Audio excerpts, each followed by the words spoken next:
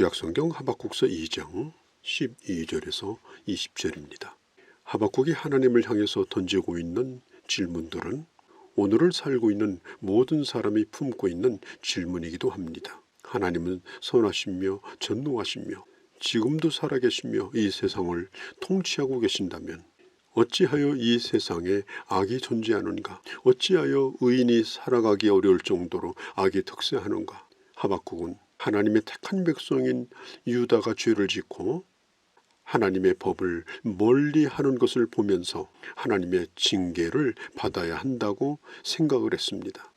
그렇지만 어떻게 유다보다 훨씬 더 악한 바벨론 군대를 통하여 하나님의 백성들을 죽이고 사로잡고 그리고 하나님의 성전을 불태울 수 있는가? 죄를 보지도 못하시며 불의를 용납하지 아니하시는 하나님께서 어떻게 악한 자를 통하여 하나님의 백성들을 심판하실 수 있는가? 이 질문을 던지고 하박국은 하나님을 향하여 응답해달라고 성루 높은 곳에 올라가 그 답을 기다립니다. 그때 하나님의 답은 내가 이제부터 말하는 것, 미래에 일어날 일들을 판에 기록하라. 그리고 모든 사람이 볼 수 있도록 빨리 달려가며 너도 읽고 다른 사람에게 보여주라. 이 일은 더딘 것 같지만 한순간 임할 것이다. 그렇게 응답하십니다. 그리고 어떤 상황이 온다 할지라도 네가 할 일은 오직 믿음으로 사는 것이다. 의인은 믿음으로 말미암아 살아야 된다라고 말씀하십니다. 예수 믿으면 영생, 영원한 하나님의 나라를 줄 것이다. 예수를 안 믿으면 하나님의 영원한 심판에 이르게 된다. 하나님은 이 모든 것들을 이미 아시기 때문에 주님께서는 이렇게 미리 말씀하시는 것입니다. 하나님께서는 모든 것들을 하나님의 주권 가운데 예정하시고 그리고 하나님 뜻대로 주정하시는 분이십니다. 우리 주님은 계속해서 말씀을 이어가십니다. 바벨론이 유다를 치기 위해서 잠시 동안 사용되는 막대기였으나 그러나 그 막대기를 잘했다 칭찬했다 그걸 보물로 여기고 그걸 박물관에 보관하지는 않을 거라는 것입니다.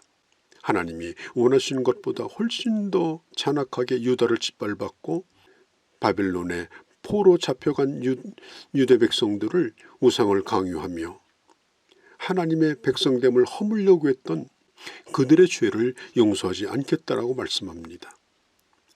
그리고 이스라엘을 다시 회복할 것이고 치유할 것이고 돌아오게 할 것입니다. 12절에 보면은 피로 성읍을 건설하여 불의로 성을 건축한 자에게 화가 있을 것이라고 말씀하죠.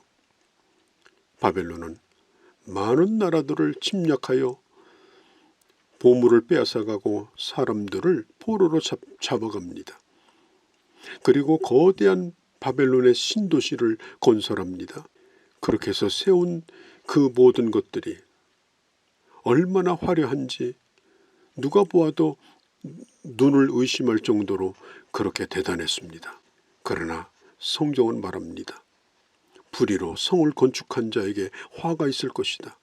불의한 방법으로 모은 것, 세운 것은 결국은 다 허물어집니다. 한순간에 끝나버리고 마는 겁니다. 우리 개인도 마찬가지입니다. 하나님 없이 모아놓은 것 부끄러운 것입니다. 불신자들은 우리를 향해서 이렇게 말하죠. 교회에다가 헌금하는 것을 교회에다가 갖다 바친다라고 얘기합니다. 우리가 헌금을 하는 이유가 뭡니까? 우리도 물질이 없으면 살 수 없는 존재입니다. 물질이 필요합니다. 그러나 우리는 하나님의 사람으로 살아갑니다. 그래서 물질에 대한 긴장감을 가지고 우리는 살아갑니다. 이 물질을 어떻게 써야 하나? 그것에 대한 고백이 바로 헌금인 것입니다.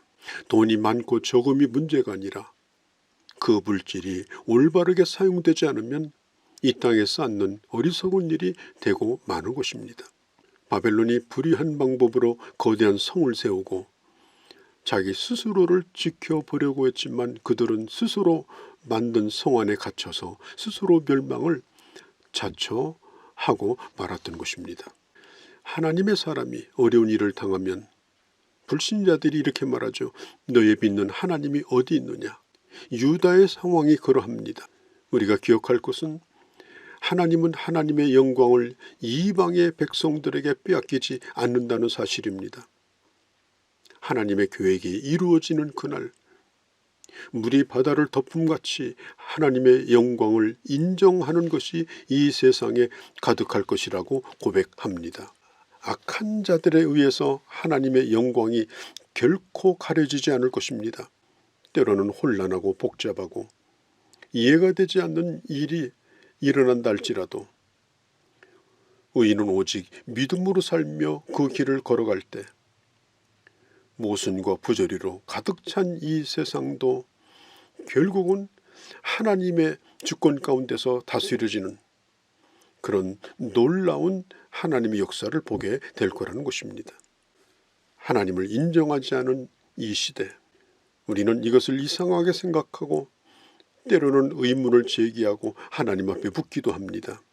그러나 이 넓은 땅을 물로 덮듯이 하나님의 영광이 이 땅에 가득한 것이 모든 사람에게 인정되어지고 그것이 당연한 것으로 여겨지고 그리고 그들이 하나님 앞에 무릎을 꿇을 날이 반드시 올 것이라고 성경은 말하고 있습니다. 이 갈대아 사람들은 15절 16절에 보면은 술을 마시게 하고 술을 취하게 하고 그리고 수치를 드러내게 만들고 죄를 짓게 만든다고 했습니다. 자기 혼자 죄를 짓는 것이 아니라 함께 죄를 짓고 공범을 만듭니다. 그래서 죄책감에서 벗어나게 하려고 합니다. 이 세상에서 정말 감당할 수 없는 사람이 술 먹고 취한 사람입니다. 자기 스스로도 자기를 통제하지 못합니다. 다른 사람도 그를 통제할 수가 없습니다. 세상 사람들은 서로 사귀는데 사회생활을 하는데 술이 도움이 된다고 생각하죠. 그러나 술은 성령 충만과 술 취함은 언제나 성경의 반대 개념으로 말하고 있습니다.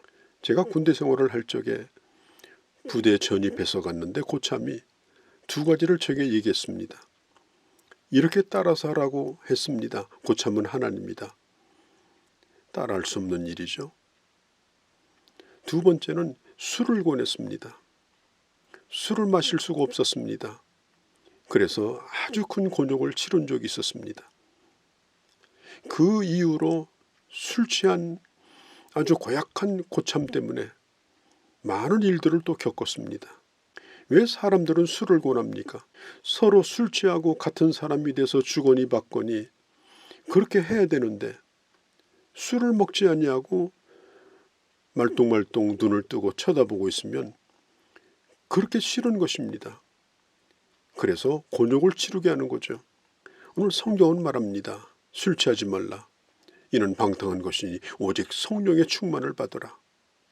술 취함과 성령의 역사는 충돌하고 부딪힙니다.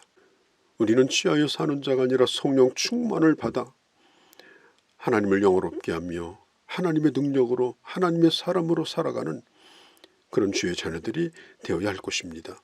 15절에 보면 화 있을 것이라고 말하죠. 사람을 취하게 만들고 범죄하게 만들고 공범으로 만드는 자는 결국은 화가 있을 것이라고 말합니다.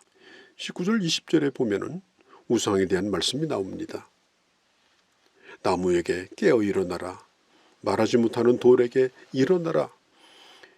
그렇게 가서 비는 자, 말하는 자는 화가 있을 것이라고 말합니다. 그 우상이 너에게 교훈을 베풀겠느냐? 그것들은 은과 금을 입힌 것뿐이다. 그 속에는 도무지 생명이 없느니라라고 말하고 있습니다. 인간이 하나님을 마음에 두기 싫어서 생명이 없는 대용물을 세우고 하나님을 향하여 반항하는 것이 바로 우상숭배입니다. 우상숭배는 하나님의 마음을 가장 상하게 만드는 일입니다. 특별히 하나님을 예배하는 사람, 하나님 앞에 나와 기도하는 사람, 하나님을 찬송하는 사람, 하나님을 주라 부르는 사람은 절대로 우상에게 도움을 구할 수가 없습니다.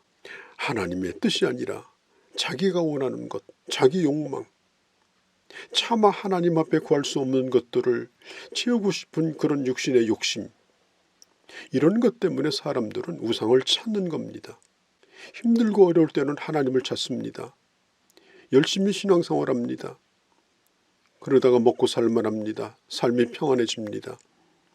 이제는 하나님의 간섭이 불편합니다. 하나님의 말씀이 부담이 됩니다.